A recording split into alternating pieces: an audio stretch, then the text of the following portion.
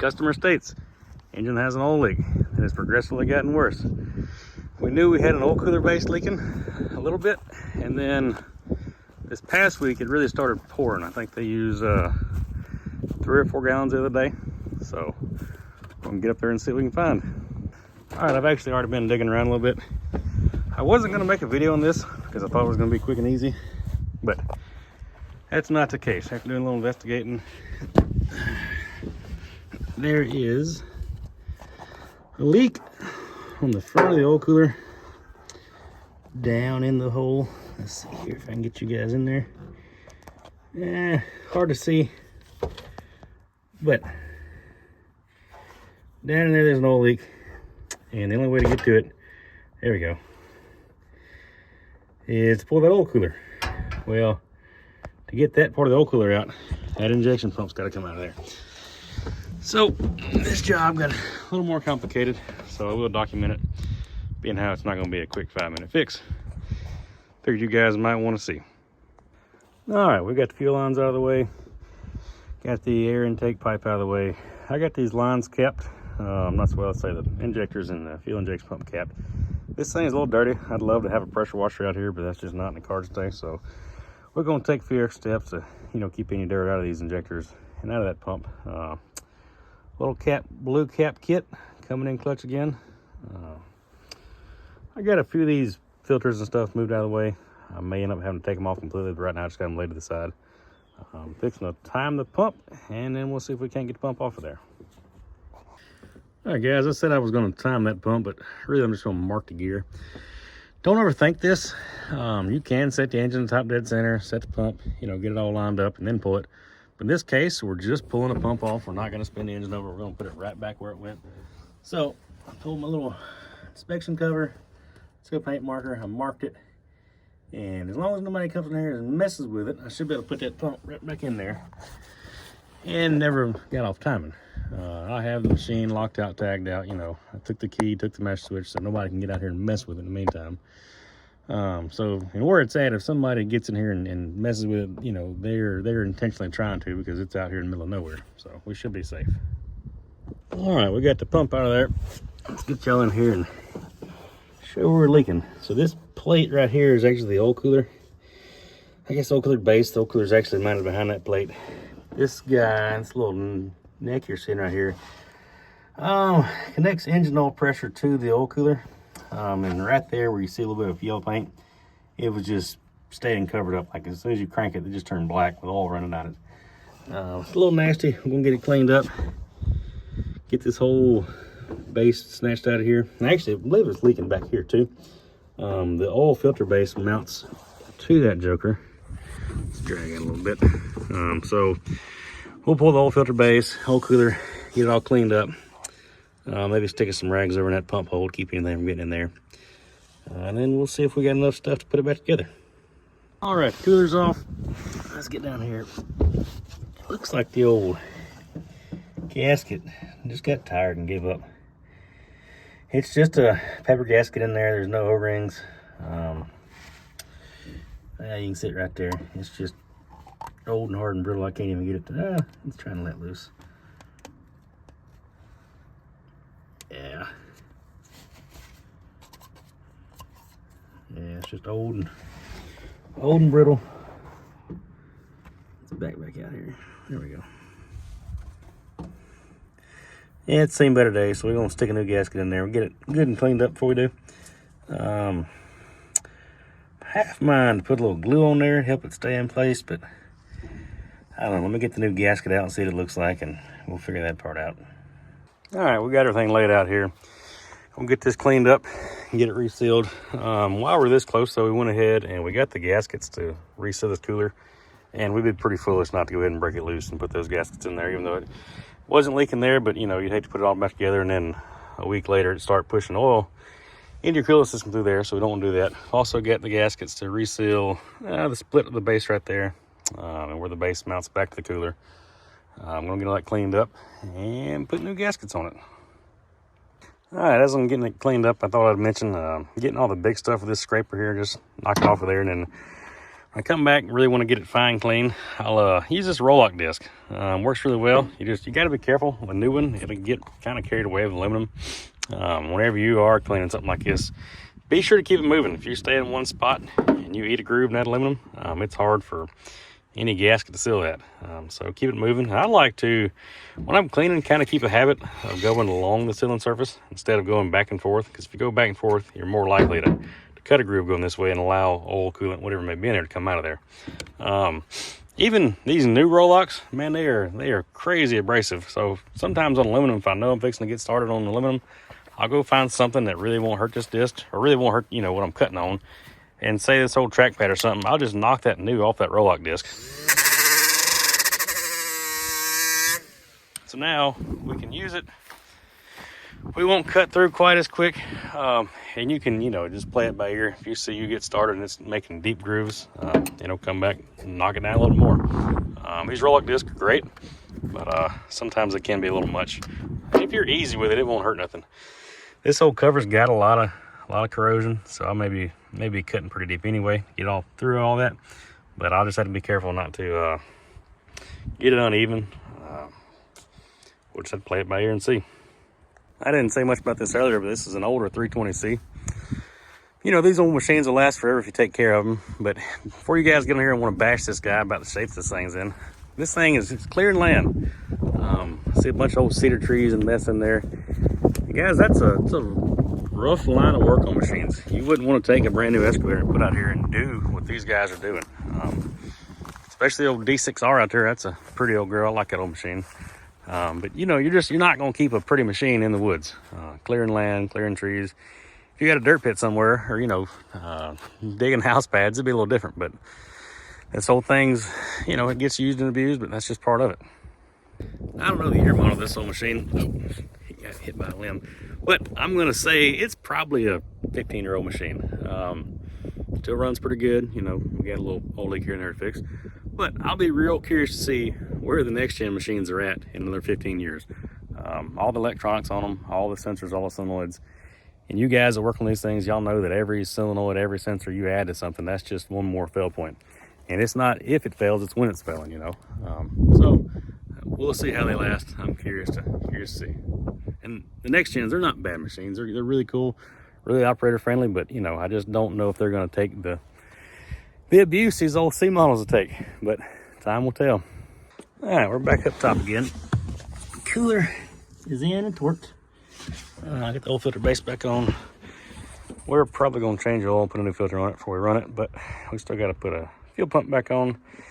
I'm going to clean that front housing up real good, clean the fuel pump up, and get it stuck back in place. And then I'll show you guys how I'm double checking my timing, or checking my marks anyway. We got the fuel pump just sitting in the hole. We're gonna come down here and double check our timing marks. And we are not in time. Let's get it figured out which way we gotta go.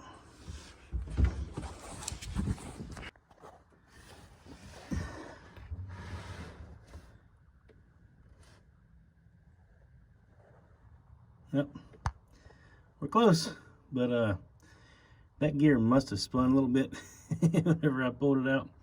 So that's why we mark it. Let's just pull it back around. At this point, I'm struggling. The gear wants to kick either too far or a tooth not far enough. Apparently, whenever I pulled that pump, the cam in the pump was right on top of the lobe, so it's wanting to kick back and forth. I fought it, I don't know, 10, 15 minutes, and I finally got it to take and set, but it took a little bit of patience to get it there. All right. There we go. We got it back in time. I am flat ashamed to tell you how many times I fought this thing. I go past it and come back the other way and go past it, and anyway, finally it all lined up. So that's why we mark it. If we wouldn't have marked it, we would be in big trouble right now. So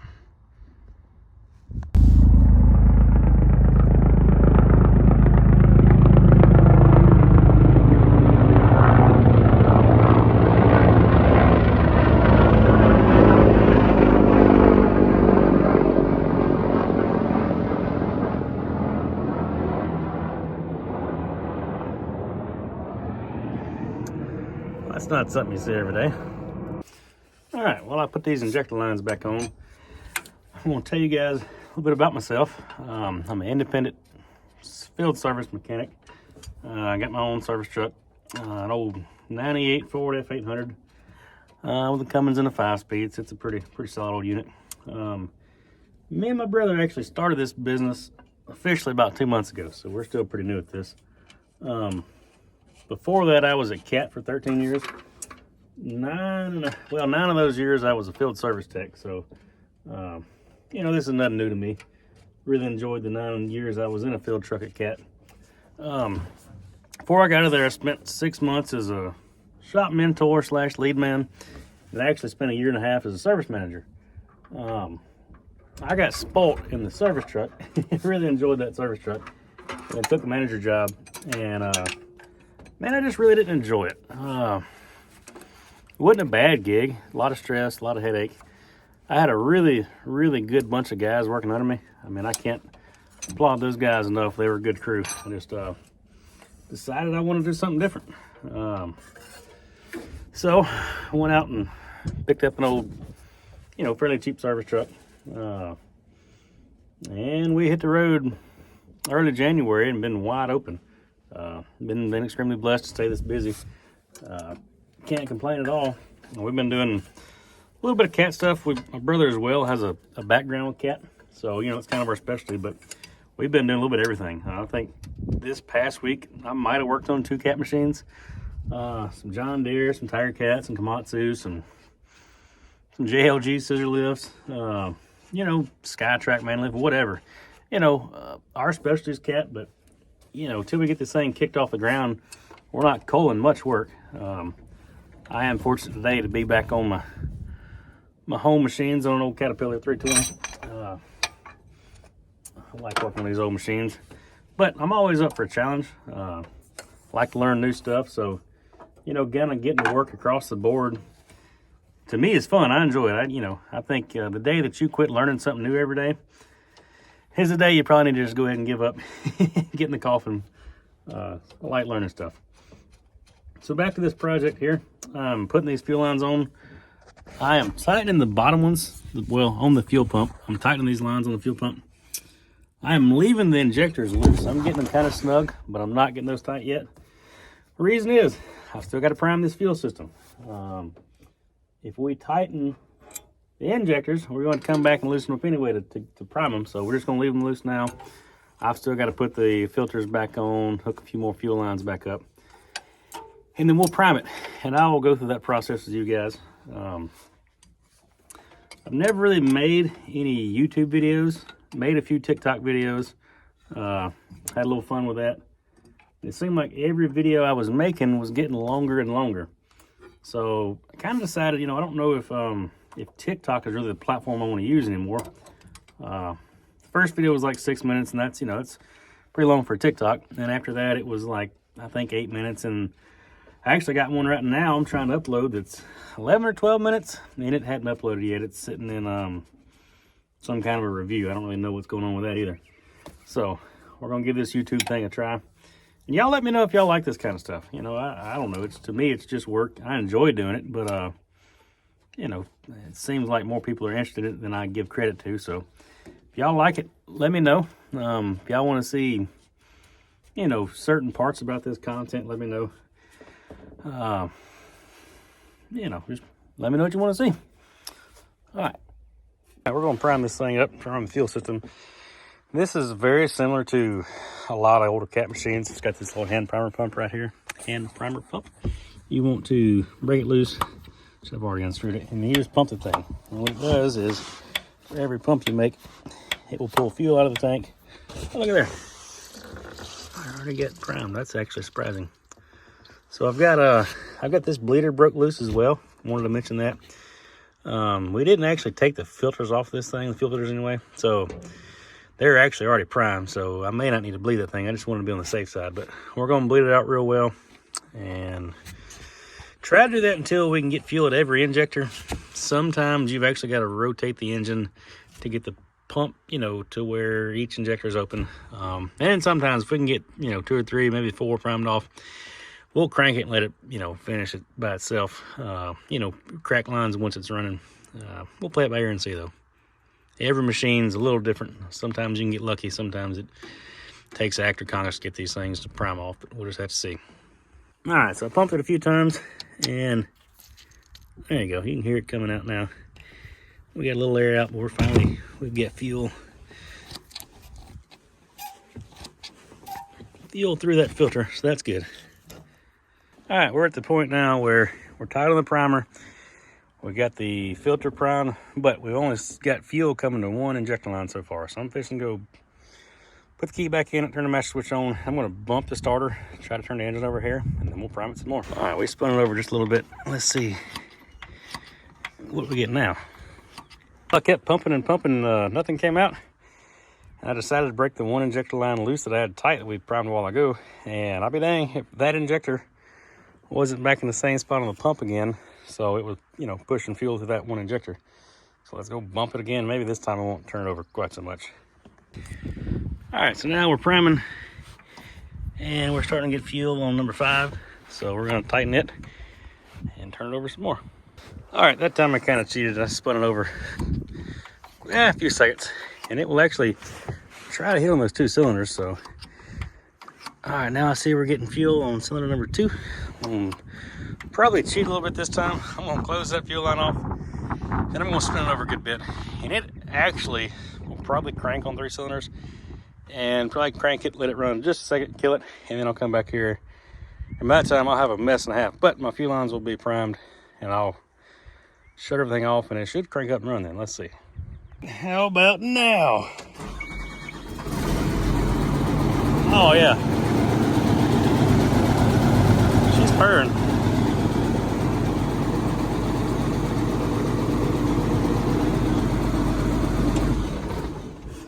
We're gonna shut it off and check fluids again. So I kind of cheated that go around. Instead of leaving the 3 loose, I went ahead and tightened the other 3 up. I felt like it was gonna crank with the 3 that were already primed, and it did. It fired right up. That was actually kind of impressive. Some of these engines prime easy, and, you know, fire up good, and then sometimes you crank and pump and prime and cuss a little bit and finally get them to take prime, but this one went pretty good. All right, air pipe's back on. All the fluids are where they need to be. One little quick tip to all you guys who are thinking about getting a fill truck or new to a fill truck. You old guys already know this, so I'm not going to tell y'all. But keep a piece of cardboard or a piece of rubber or a piece of foam, something in your truck where you can kneel down on, lay on, you know, something to put a border between you and those rough grates right there. Those grates are great for, you know, allowing you not to slip and fall off this machine. But whoever designed them did not have the comfort of your knees in mind whenever they stamp those jokers out. So this whole thing's gotten pretty dirty today, but I'll still throw it back in the toolbox and use it again. Man, just a little bit of prep goes a long way. If I hadn't had that today, I probably would have went home by now. But anyway, just little baby steps like that help. Just, you know, something to think about. All right, before we climb off this thing, we've got a little diesel fuel, a little bit of oil here and there. So we're gonna take some brake cleaner, just give it a little bath. This brake cleaner will wash that stuff off, kind of wash it down the block, and then this stuff will evaporate. You know, it's not like you're creating a fire hazard. Now, I probably wouldn't, you know, the can here in a minute, but I probably wouldn't do that and then directly go fire it up. But this thing's gonna sit till Monday, so by that time, all this brake cleaner will be well evaporated, and, you know, hopefully it'll take most of the diesel down there with it. So that's the plan anyway. All right, safety tip of the day. Plan your trips up and down off these machines.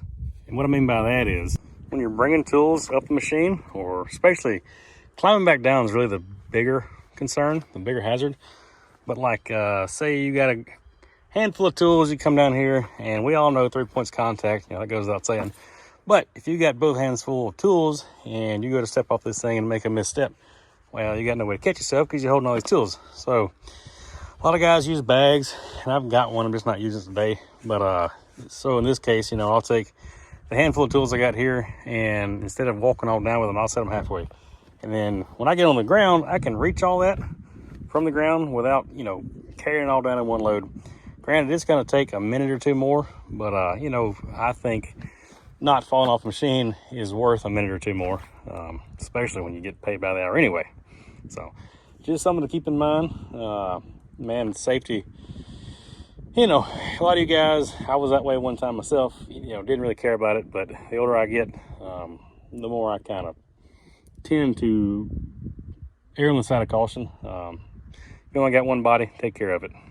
The older I get, the more I tend to err on the side of caution when it comes to safety. Used to didn't care, jump off machines. It didn't take long for my knees to start feeling that. So you young guys, y'all use those steps tools, use those ladders. Excavators, your biggest, you know, your killers of knees, because you think, oh, it's just, you know, 3 foot, I'll jump off that. Well, that will catch you quick. And once you hurt those knees, it's hard to get them back. So just keep that in mind, guys. As we pack up, I'm gonna throw the cardboard in there for next time. Try to get it all in there. Keep it good and dry. You don't know why it is. Maybe one of y'all can tell me. But it always seems like it takes 3 times as long to put tools up as it did to get them out. Is it just me? Or is that everybody else?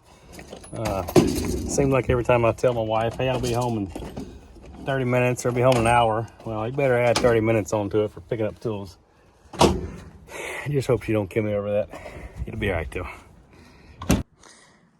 Actually, we're a little bit low on water. I had talked to the customer before I made this statement earlier. We were good on levels they were going to bring some Monday and put in this thing before they run it. What I don't want to happen though is the operator get here and run it without putting water in it. So I made him a little note. I hope it doesn't get any easier than that. So can't say I didn't tell him. All right, we got everything cleaned up and picked up. Got it myself cleaned up. Got a nice clean shirt put on. I reckon it's time to head to the house. See y'all. I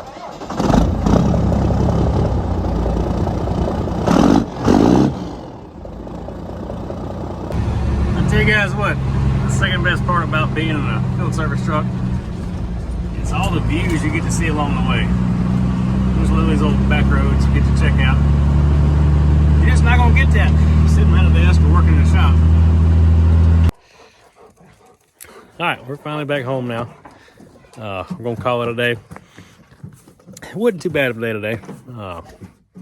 Good honest day's work. Easy, buddy.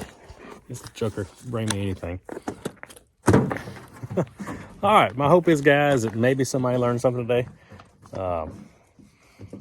Just like to share this kind of information. If you guys enjoy what you saw today, you know, maybe hit the like button. Depends on how many views we get here. If this thing gets a lot of views, I'll probably keep doing some videos. If we get 3 views and 1 like, hey, there I won't see no more YouTube videos.